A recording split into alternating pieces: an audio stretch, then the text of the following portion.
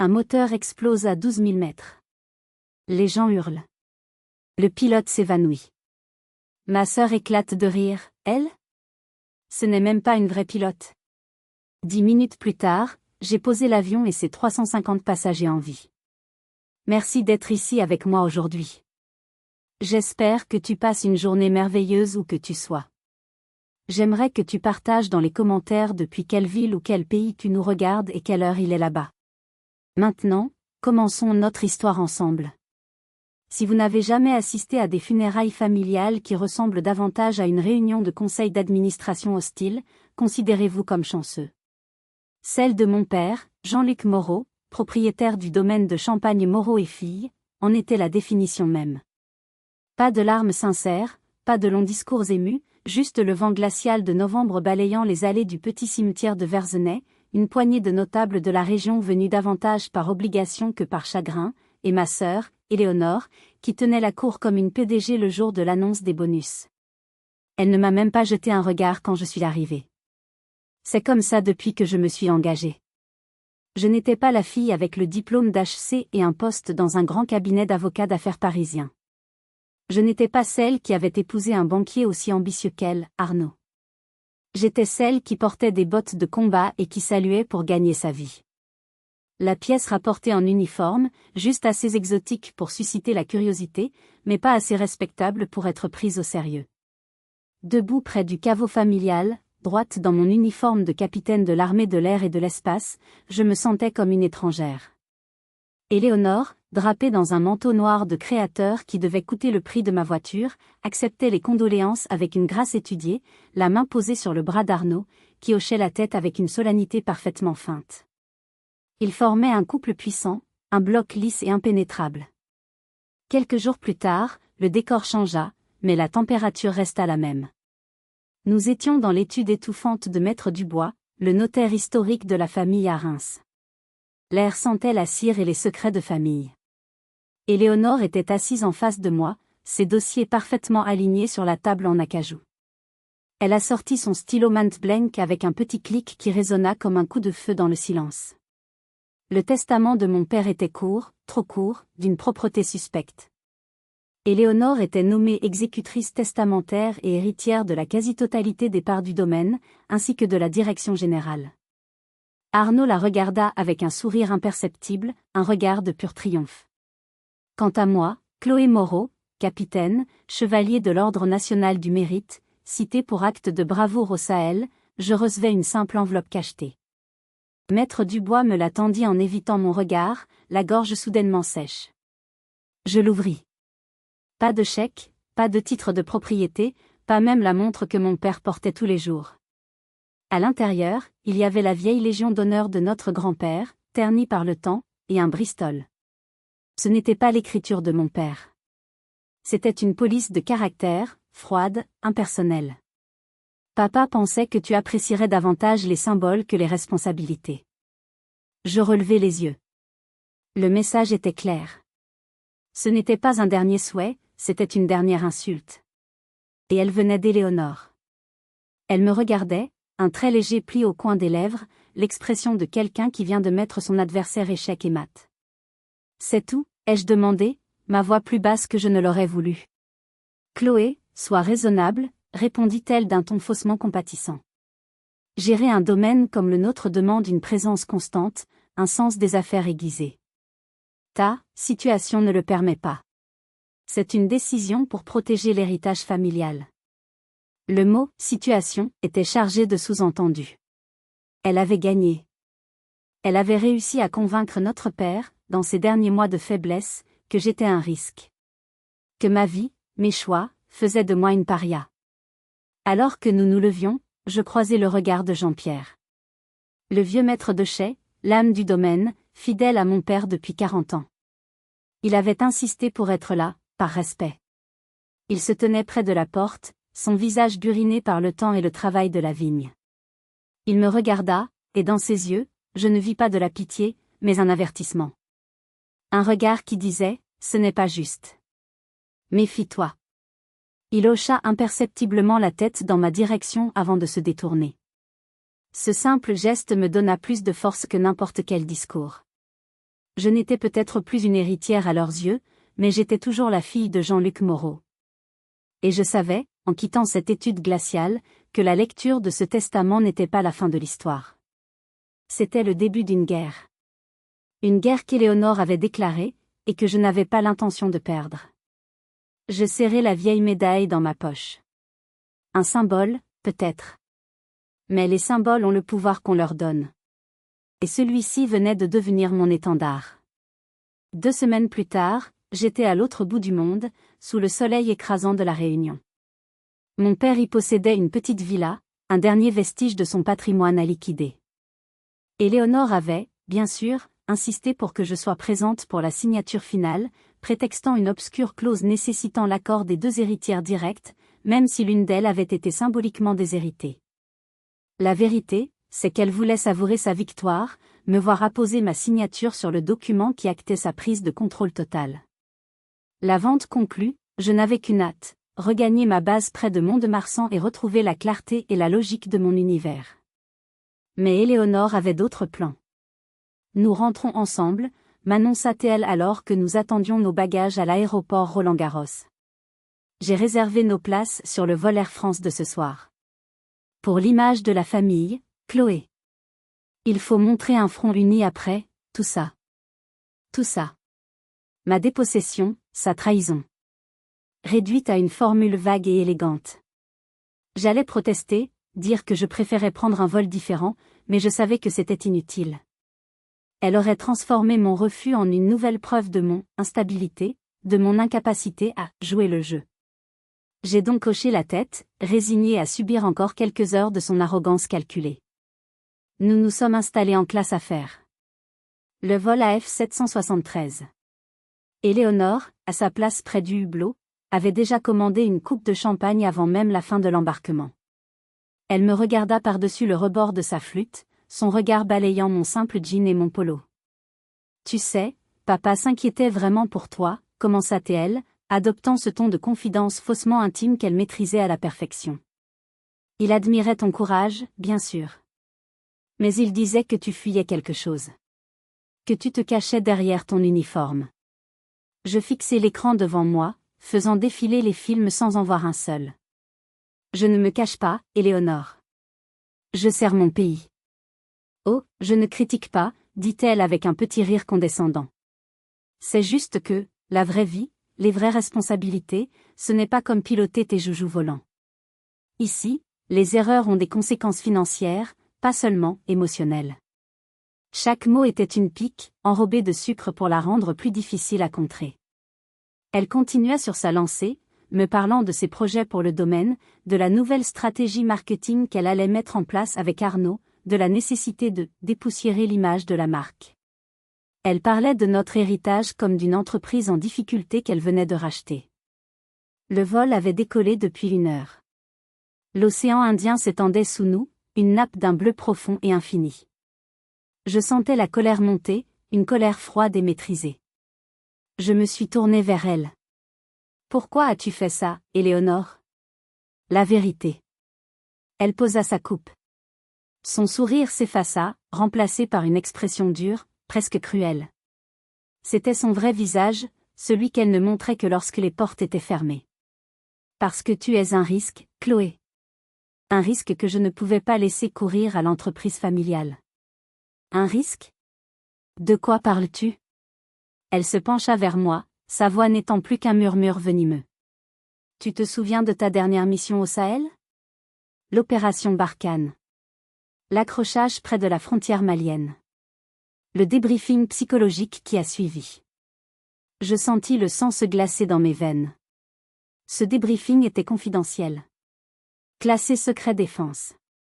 C'était une procédure standard après une mission où nous avions subi des pertes. Comment? J'ai mes sources, coupa TL. Des gens bien placés. Il ne m'a pas été difficile d'obtenir une copie. Un peu cher, mais l'investissement en valait la peine. Elle savourait mon expression abasourdie. J'ai donc fait appel à un expert, un psychiatre très réputé à Genève. Je lui ai montré le rapport. Ses conclusions étaient sans appel. Signes évidents de TSPT, instabilité chronique, prise de décision altérée par le stress.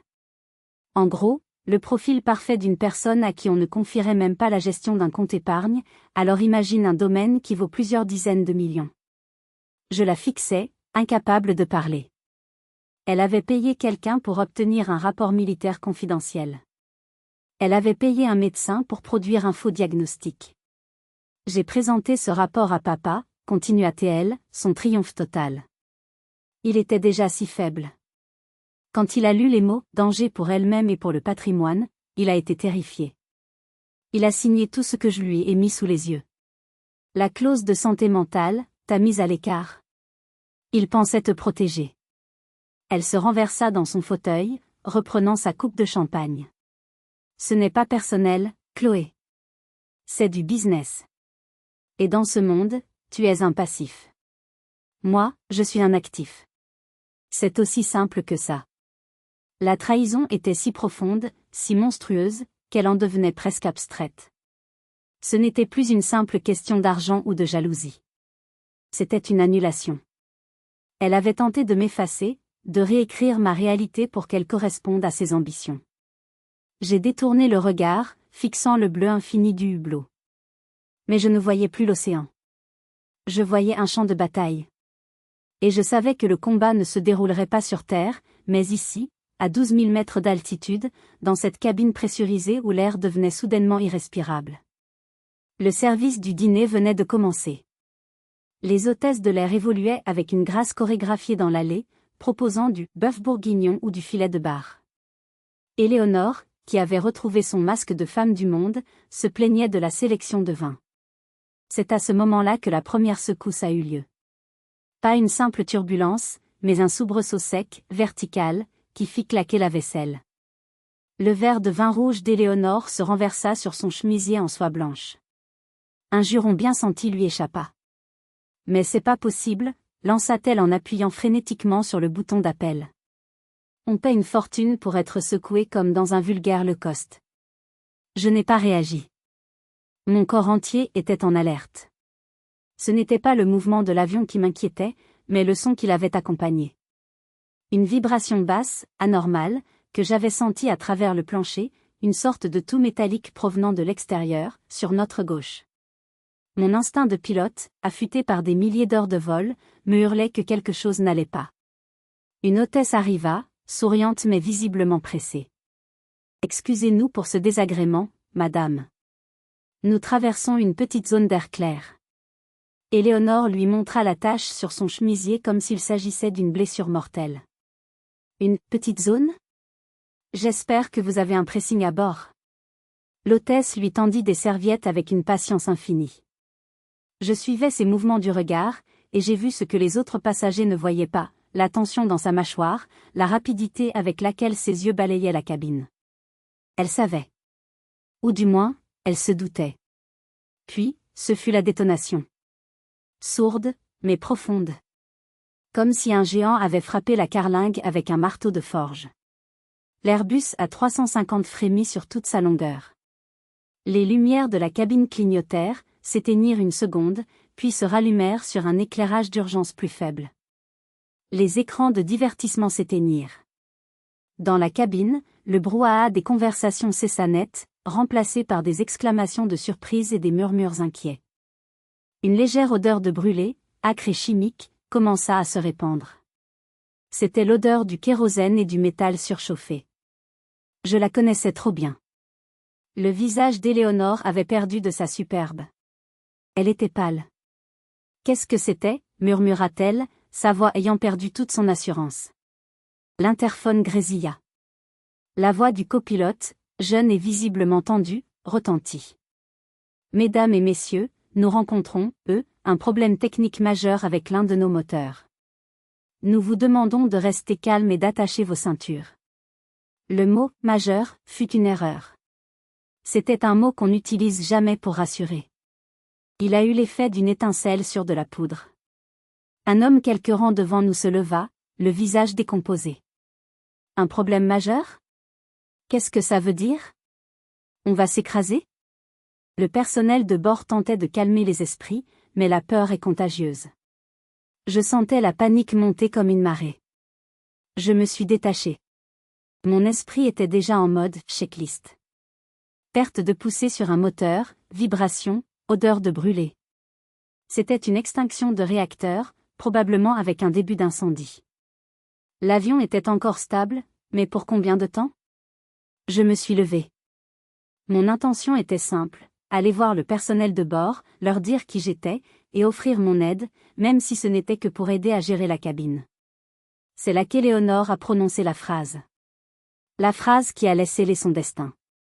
Me voyant debout, elle m'a attrapé le bras, ses yeux remplis d'un mélange de peur et de mépris. Mais reste assise, sifflait-elle, assez fort pour que nos voisins se tournent vers nous. Tu crois que c'est le moment de jouer les héroïnes?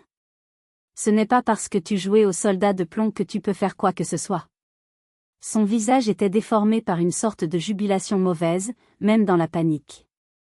Comme si elle se réjouissait de me voir impuissante face à un vrai danger. Tu es un danger pour toi-même, continua-t-elle, sa voix montant d'un cran, imagine pour nous. Les mots restèrent suspendus dans l'air, plus violents que n'importe quelle secousse. Plusieurs passagers la regardèrent, choqués. Un homme plus âgé secoua la tête, dégoûté. J'ai retiré mon bras de sa poigne sans un mot. À cet instant précis, un nouveau bruit se fit entendre. Un cri étouffé dans l'interphone, suivi d'un silence radio total. L'avion se mit à pencher lentement mais sûrement sur la gauche. L'alarme de décrochage, un son strident et horrible, retentit brièvement. J'ai croisé le regard de Nathalie, la chef de cabine. Elle était blême. Ses lèvres tremblaient. Elle n'a rien dit, mais son regard était un appel à l'aide désespéré. Elle savait qui j'étais.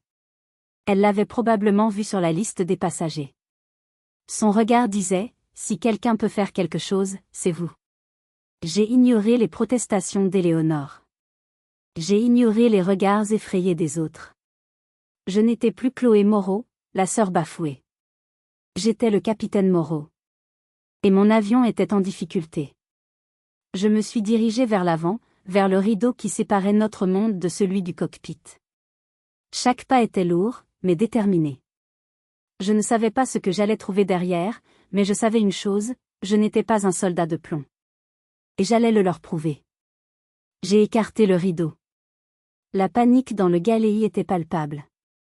2 membres d'équipage tentaient de ranger des chariots qui menaçaient de dévaler la pente de l'avion, qui s'inclinait de plus en plus. La porte du cockpit était entr'ouverte, une violation flagrante des procédures post-11 septembre, mais un signe évident que la situation à l'intérieur était hors de contrôle. Je n'ai pas frappé. J'ai poussé la porte. La scène qui m'a accueilli était un cauchemar pour n'importe quel aviateur. Une cacophonie d'alarmes stridentes emplissait le petit espace. Des lumières rouges et ambres clignotaient frénétiquement sur la planche de bord. Le commandant de bord, un homme d'une 50aine d'années, était affalé sur le côté, sa tête reposant contre la vitre. Inconscient. Victime d'un malaise, probablement cardiaque, déclenché par le stress de l'explosion. Le copilote, un jeune homme qui ne devait pas avoir plus de 30 ans, était seul aux commandes. Il était blême, en sueur, ses mains agrippées au mini-manche latéral comme à une bouée de sauvetage. Il luttait visiblement contre la machine. L'avion, privé de la poussée de son moteur gauche et avec un système hydraulique probablement endommagé, voulait tourner, piquer, tomber. Le jeune pilote, malgré sa bravoure, était en train de perdre le combat. À l'aide? Halta-t-il en me voyant. Je perds le contrôle. L'hydraulique ne répond plus correctement. Je n'ai pas perdu une seconde.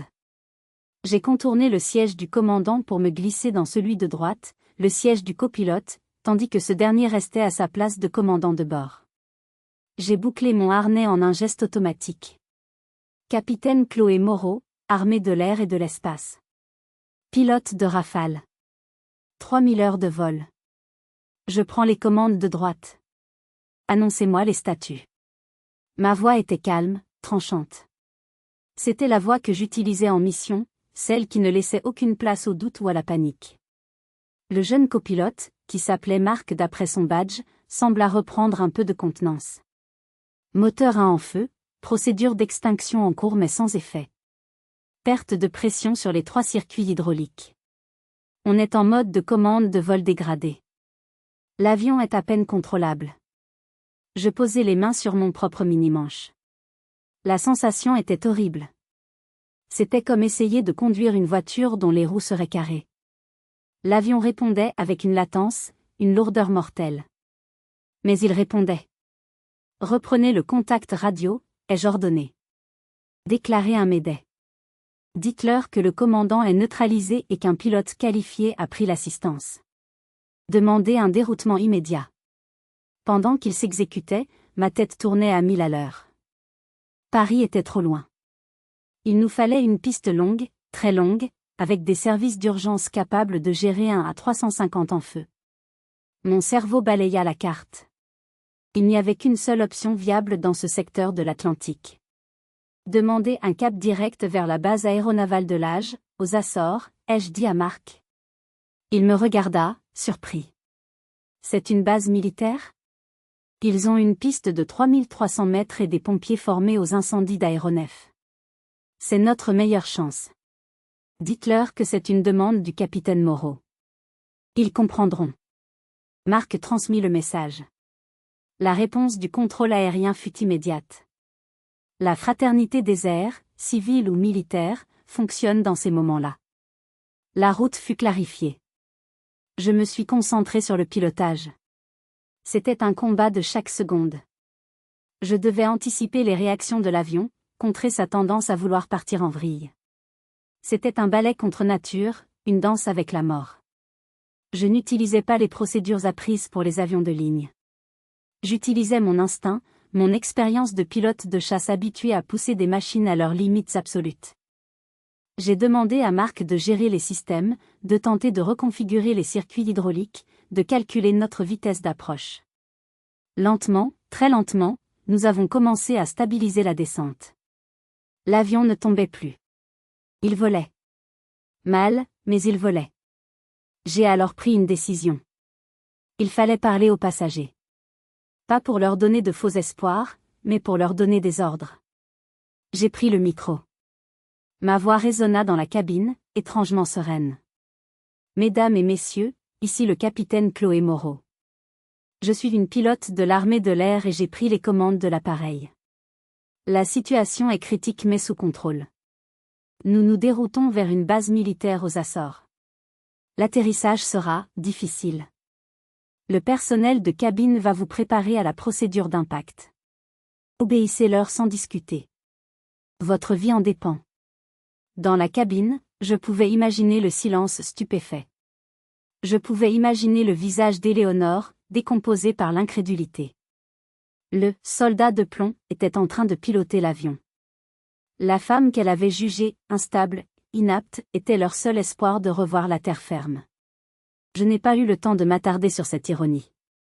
L'alarme de proximité du sol se mit à retentir. La piste de Lage était encore loin, mais l'océan, lui, était bien trop près. Le combat n'était pas terminé. Il ne faisait que commencer.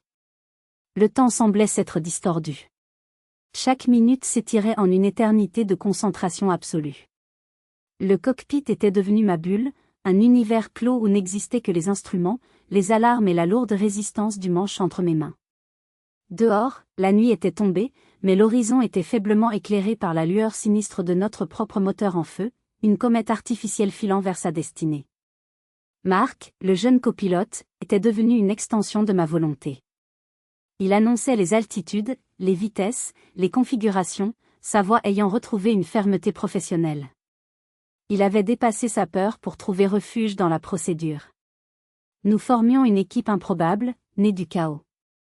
L'âge nous confirme la piste 28 en service. Vent quasi nul. Visibilité parfaite. Ils ont déployé la barrière d'arrêt en bout de piste au cas où, annonça Marc. Bien reçu. On n'en aura pas besoin, ai-je répondu, plus pour le convaincre lui que moi-même. La barrière d'arrêt, c'est le dernier recours, le filet qui vous rattrape quand vous avez déjà échoué. Je refusais d'envisager cet échec. La descente était la phase la plus critique. L'avion était trop rapide, trop lourd. Nous n'avions plus de volets hypersustentateurs fonctionnels pour nous ralentir, et les aérofreins étaient inopérants. Les procédures civiles standards étaient inutiles. Il fallait improviser.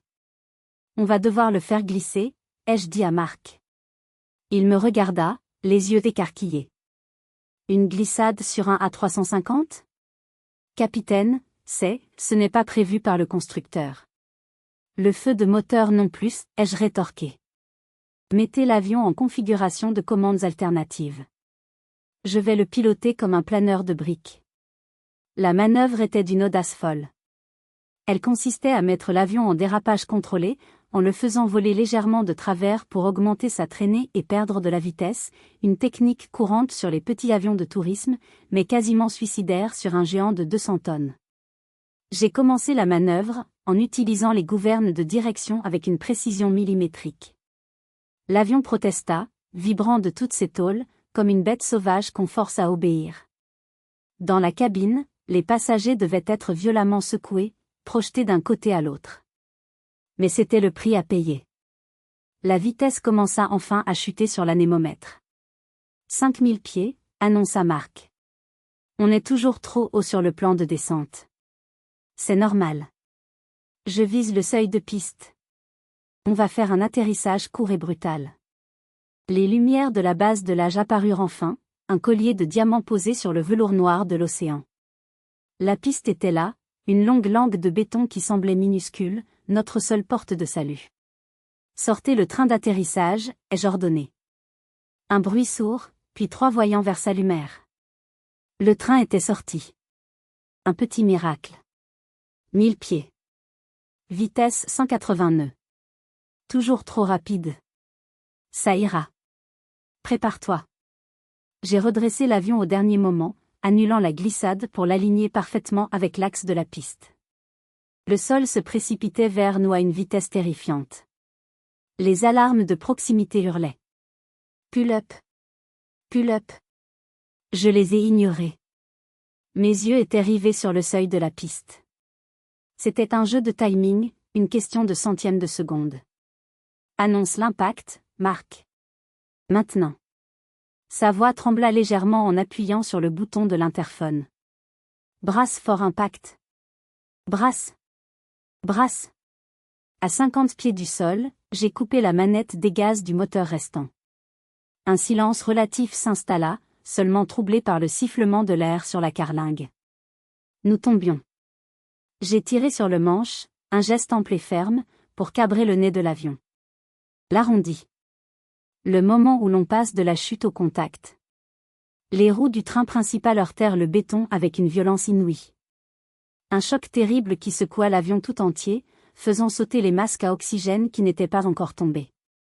Le nez de l'appareil retomba lourdement, claquant sur la piste. Inverseur de poussée. Freinage maximal, ai-je hurlé. Marc tira les manettes. Le seul moteur valide rugit en poussée inversée, nous projetant en avant dans nos harnais. Je maintenais l'avion droit sur la piste avec le palonnier, luttant contre sa tendance à vouloir partir de travers.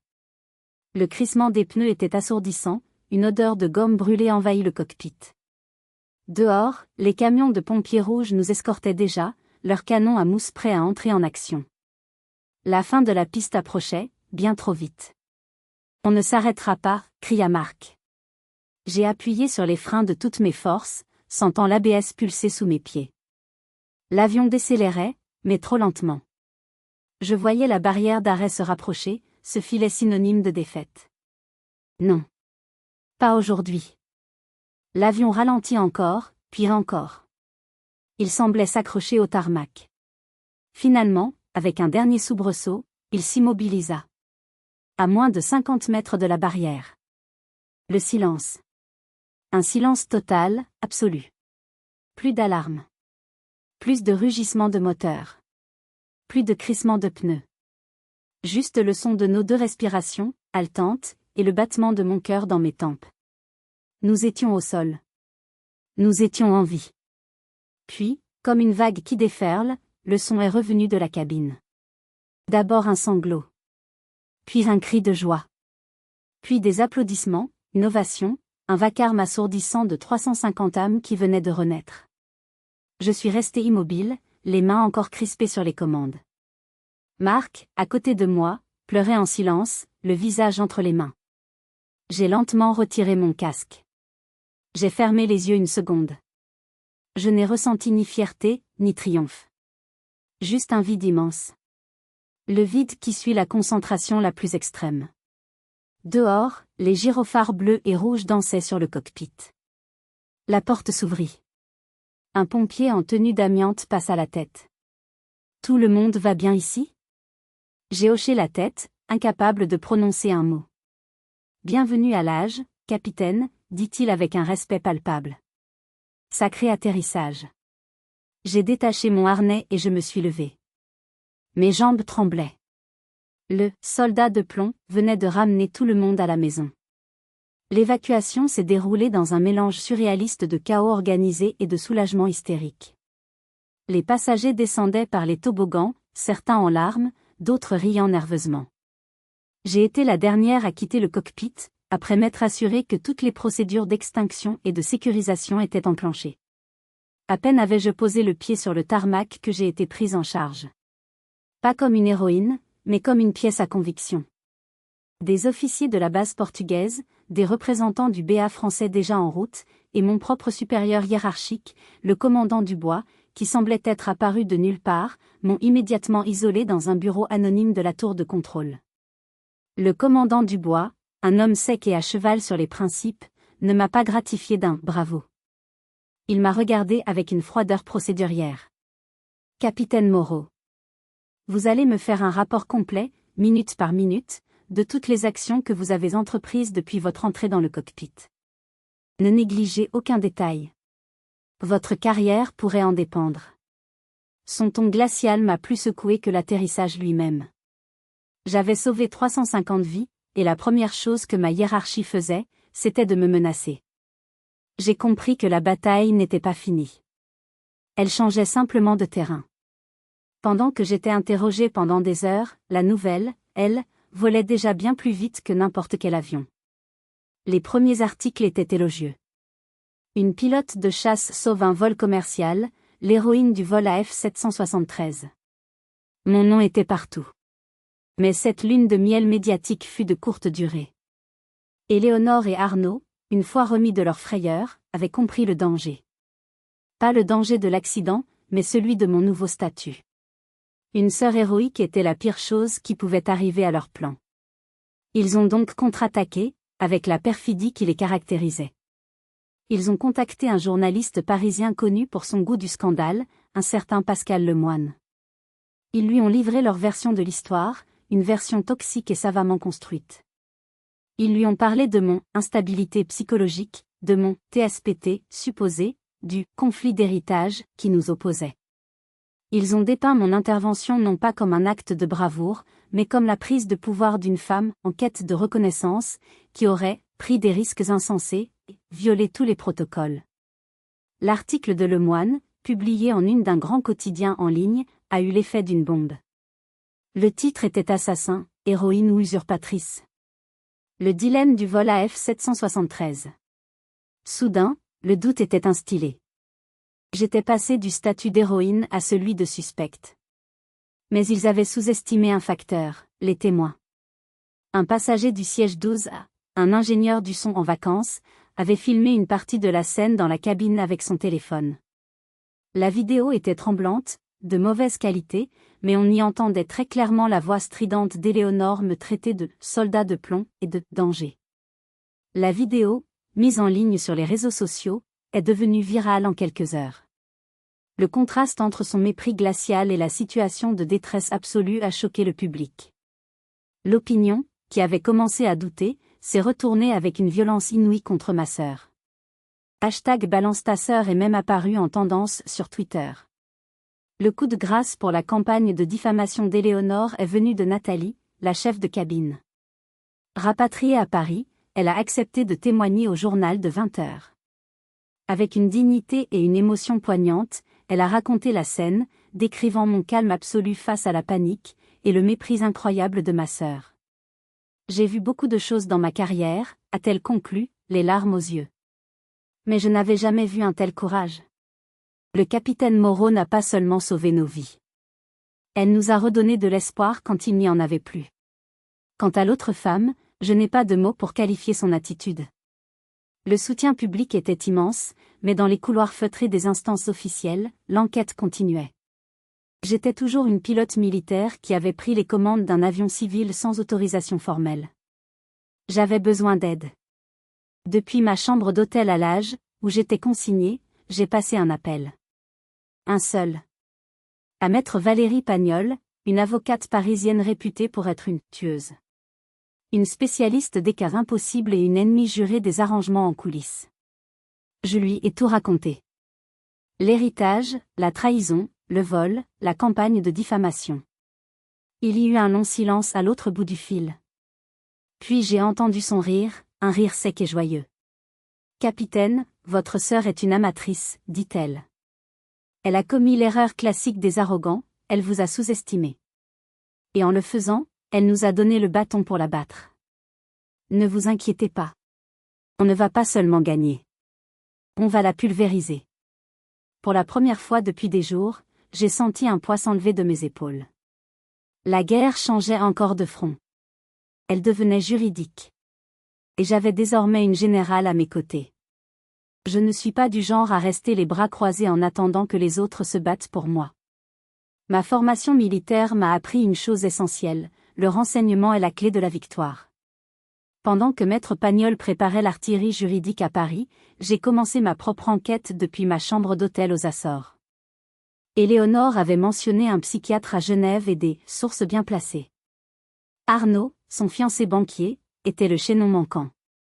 Il avait l'argent, les contacts et l'absence de scrupules nécessaires pour monter une telle opération. J'ai commencé par ce que l'on appelle dans notre jargon lausanne, le renseignement en sources ouvertes. Je me suis concentré sur Arnaud. J'ai passé des heures à éplucher les réseaux sociaux, les publications financières, les registres de société. Son arrogance était sa plus grande faiblesse. Il aimait étaler sa réussite. J'ai trouvé des photos de lui postées par des amis, sur Instagram, le montrant à bord d'un jet privé. En zoomant sur le fuselage, j'ai pu identifier la compagnie d'aviation d'affaires. À partir de là, tout s'est enchaîné. Avec quelques outils en ligne et une bonne connaissance des bases de données de suivi de vol, j'ai pu tracer les déplacements de cet avion spécifique au cours des derniers mois. Et là, une anomalie a attiré mon attention. Plusieurs vols aller-retour Paris-Genève et Paris-Luxembourg, souvent sur une seule journée. Ces déplacements ne correspondaient à aucune annonce officielle de sa banque, à aucun contrat public. C'était une piste. Une piste numérique laissée par son ego. J'ai immédiatement transmis ces informations à maître Pagnol. Son équipe a pris le relais. Un détective privé fut engagé à Genève. En moins de 48 heures, il avait identifié le psychiatre, un médecin radié de l'ordre pour fraude à l'assurance, reconverti dans les expertises de complaisance pour clients fortunés. Le montage commençait à s'effriter. Pendant ce temps, à Reims, une autre pièce du puzzle se mettait en place. Jean-Pierre, notre vieux maître de chais, avait contacté maître Pagnol. Il lui a raconté les derniers mois de mon père. Il a décrit comment Éléonore et Arnaud l'isolaient, filtrant ses appels, lui présentant des documents à signer alors qu'il était sous l'effet de puissants analgésiques. Il a même fourni une copie de l'agenda du médecin de mon père, prouvant que le jour de la signature de la fameuse clause de santé mentale, mon père avait reçu une double dose de morphine. Ce n'était plus de la manipulation, c'était un abus de faiblesse caractérisé. La dernière pièce est venue de la personne que je soupçonnais le plus, le commandant Dubois. J'ai été rapatrié en France pour une audition finale devant une commission mixte, civile et militaire. Le commandant était là, toujours aussi impassible. Les questions étaient pointues, agressives. On a insinué que j'avais agi par orgueil, que j'avais mis en danger l'appareil par des manœuvres non certifiées. Je me suis défendu point par point, avec des faits, des données, des extraits des enregistreurs de vol. J'étais seul contre tous. Puis, ce fut au tour du commandant Dubois de parler. Je m'attendais à ce qu'il m'enfonce, pour protéger l'institution. Il s'est levé. Il a regardé chaque membre de la commission dans les yeux. « Mesdames et messieurs », commença-t-il d'une voix forte. Le capitaine Moreau a fait face à une situation de défaillance matérielle et humaine sans précédent. Elle a pris les seules décisions qui s'imposaient pour préserver des vies humaines, conformément à l'article 14 du droit aérien international qui prévaut sur toute autre réglementation en cas de détresse avérée. Il a fait une pause, laissant ces mots infusés. Quant à ces manœuvres, elles n'étaient peut-être pas dans le manuel d'Airbus, mais elles sont au programme de l'école de l'air. Elles ont permis de sauver un appareil que vos experts, d'après leurs propres simulations, considéraient comme perdu à 99%. Il s'est tourné vers moi. Pour la première fois, j'ai vu une lueur de respect dans ses yeux. J'ai été dur avec le capitaine Moreau depuis le début de cette enquête. Je l'ai poussé dans ses retranchements. Je voulais m'assurer qu'elle était aussi solide au sol que dans les airs. Je voulais que son dossier soit inattaquable. Parce que je savais que ses ennemis ne se contenteraient pas de l'attaquer sur ses compétences, mais sur sa personne.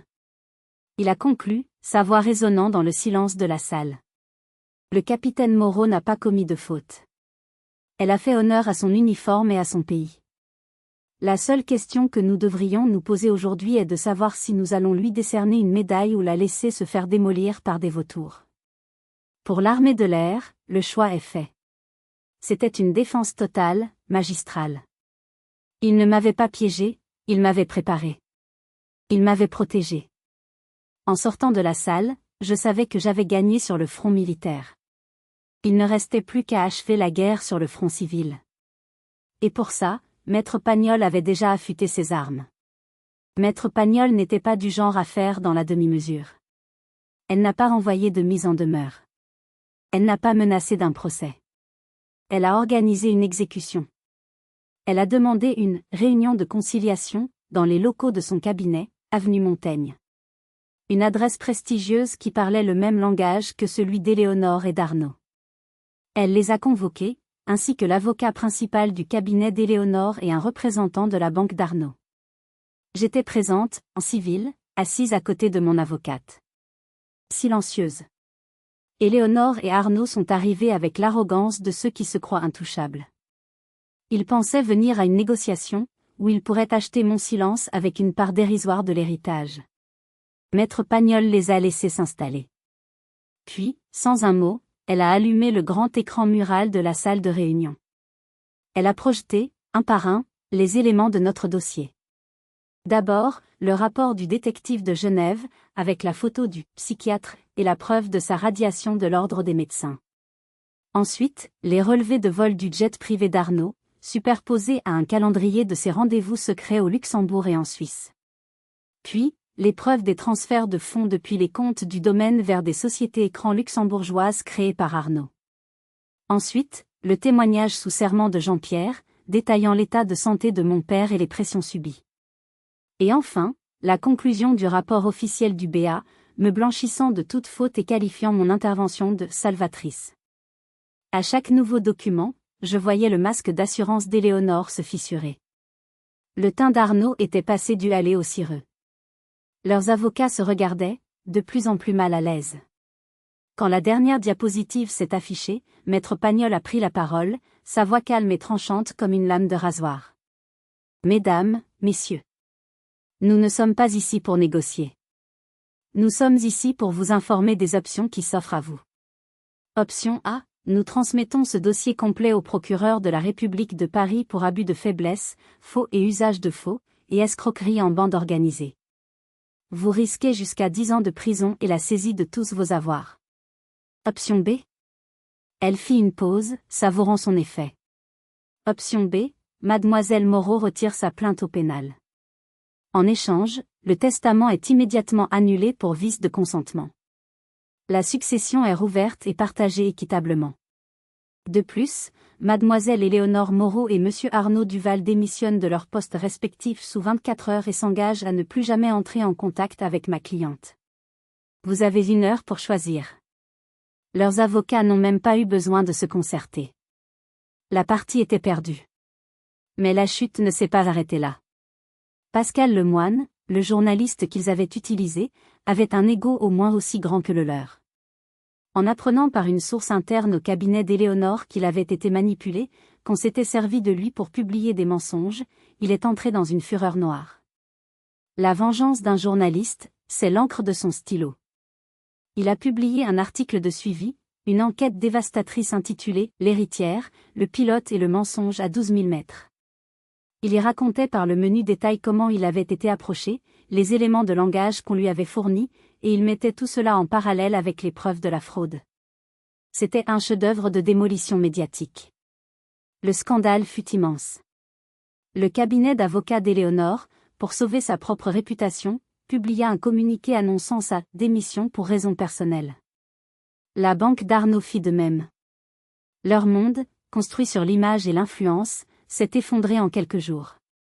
Ils étaient devenus des parias dans le cercle même où ils régnaient. Ruée, socialement bannie, Éléonore fut contrainte de mettre en vente son appartement parisien et ses biens pour payer les frais de justice et sa part des droits de succession qu'elle devait désormais. Le château de cartes, si brillamment construit, n'était plus qu'un tas de ruines. Je n'ai ressenti aucune joie. Aucune jubilation.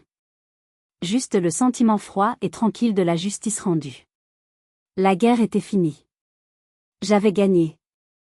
Mais je devais maintenant découvrir ce que j'allais faire de cette victoire. Quelques semaines après la débâcle d'Éléonore, j'ai reçu un message d'elle. Un simple « il faut qu'on se parle ». Elle me donnait rendez-vous dans un café impersonnel près de la gare de l'Est. J'ai hésité, puis j'ai accepté. Je ne lui devais rien, mais peut-être que je me devais à moi-même de tourner la page. Elle était méconnaissable. Le manteau de créateur avait été remplacé par un simple trench coat. Plus de maquillage impeccable, plus de coiffure structurée. Elle avait l'air fatiguée, vieillie. Elle commanda un café qu'elle ne toucha pas. « Tu as gagné », dit-elle, sa voix plate, sans émotion. « Tu as tout pris. L'argent, la réputation, même l'admiration de papa, à titre posthume. J'espère que tu es heureuse. » Je l'ai regardée, et pour la première fois, je n'ai ressenti ni colère, ni ressentiment. Juste une sorte de pitié distante. Je n'ai rien pris, Éléonore. J'ai juste arrêté de te laisser tout voler. Il y a une différence. Et maintenant, demanda-t-elle. Tu vas jouer les vigneronnes? Toi, au milieu des vignes? Laisse-moi rire. Non, ai-je répondu calmement. La gestion du domaine ne m'intéresse pas. Ce n'est pas ma vie. Elle me regarda, incrédule. Alors pourquoi? Pourquoi toute cette guerre, si ce n'est pas pour le domaine? Parce que c'était mon nom.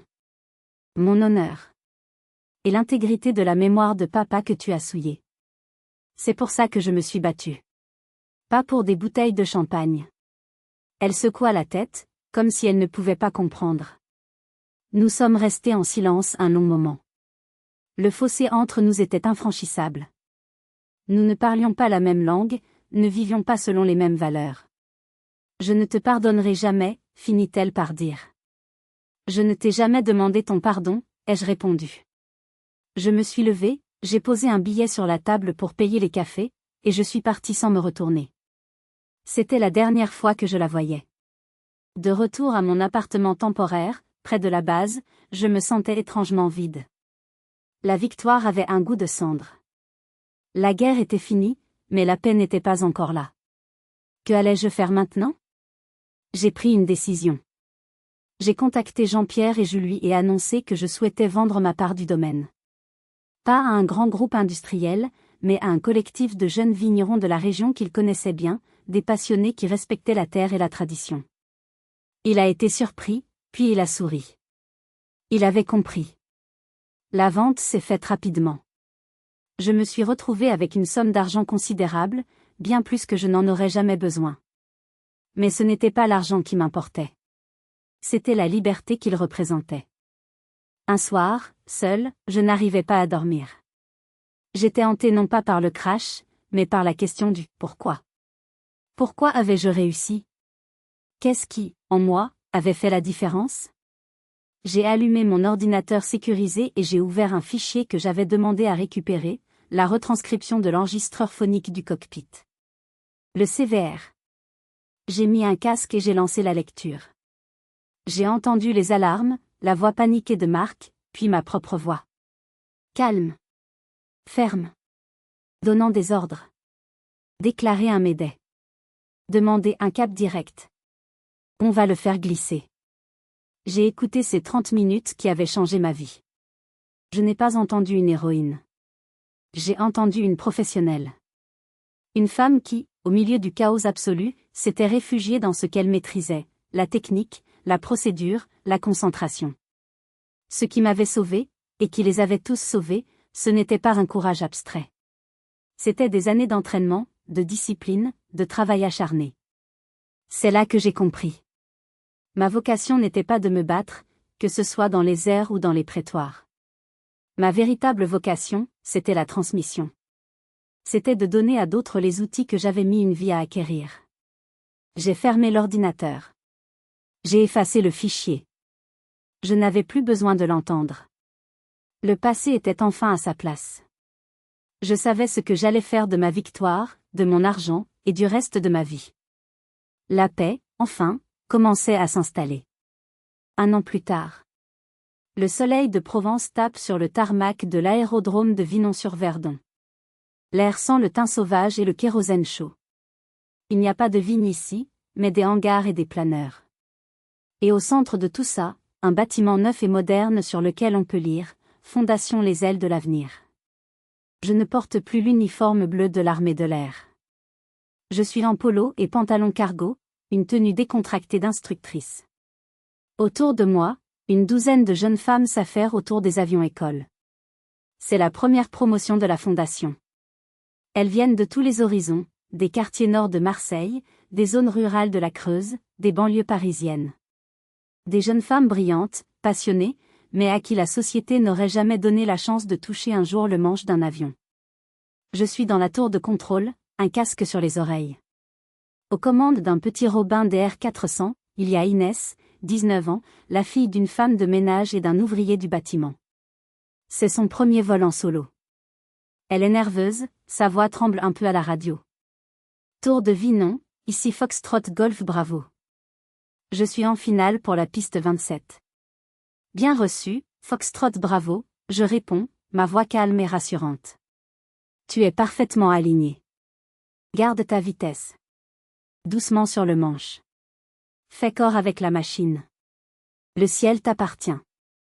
Je la vois corriger sa trajectoire, une petite correction, presque imperceptible. L'avion se pose en douceur, avec à peine un rebond. Un atterrissage de pro. Un grand sourire éclate sur son visage, un sourire que je peux presque sentir à travers la radio. Une autre paire d'ailes venait de naître. Plus tard dans la journée, alors que je remplis des carnets de vol dans mon bureau, la réceptionniste m'annonce une visite. Je m'attends à voir un fournisseur ou un parent d'élève.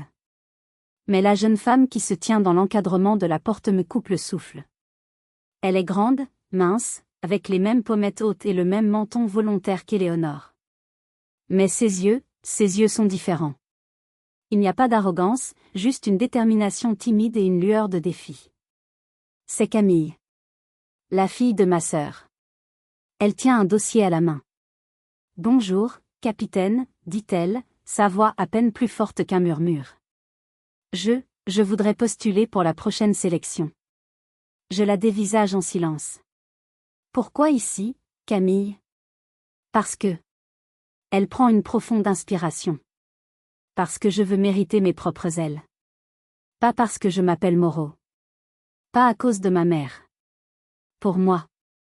Elle me raconte qu'elle a quitté le domicile familial, qu'elle travaille à mi-temps dans un café pour payer son petit appartement. Elle a attendu 1 an après le scandale, pour me prouver que ce n'était pas un caprice, mais une véritable vocation. Je prends le dossier qu'elle me tend. Je le parcours. Ses notes sont excellentes.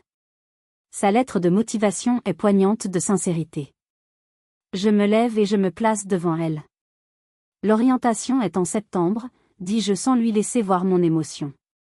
Les épreuves de sélection sont difficiles. Il n'y aura aucun favoritisme. Sois prête. Un immense soulagement illumine son visage. Je le serai, capitaine. Merci. Elle tourne les talons et s'en va, la tête haute. Le soir, je reste seule sur le tarmac. Le soleil se couche derrière les montagnes du Verdon, peignant le ciel de couleur orange et violette. Je regarde mes avions, alignés et silencieux. Je pense à toutes ces jeunes femmes, à Inès, à Camille, à toutes celles qui suivront. Je comprends alors le sens de ma victoire. Le véritable héritage de mon père, ce n'était pas un nom sur une bouteille de champagne. C'était la force de caractère qu'il m'avait transmise, sans même le savoir. Une force qui m'avait permis de transformer la pire des trahisons en la plus belle des promesses. La plus belle des revanches, ce n'est pas de voir son ennemi à terre. C'est de construire un avenir si lumineux qu'il relègue son souvenir au rang d'une ombre insignifiante. Ma revanche, elle n'avait pas le goût amer de la haine, mais celui, exaltant, du kérosène et de la liberté. Ma revanche, c'était une piste d'envol.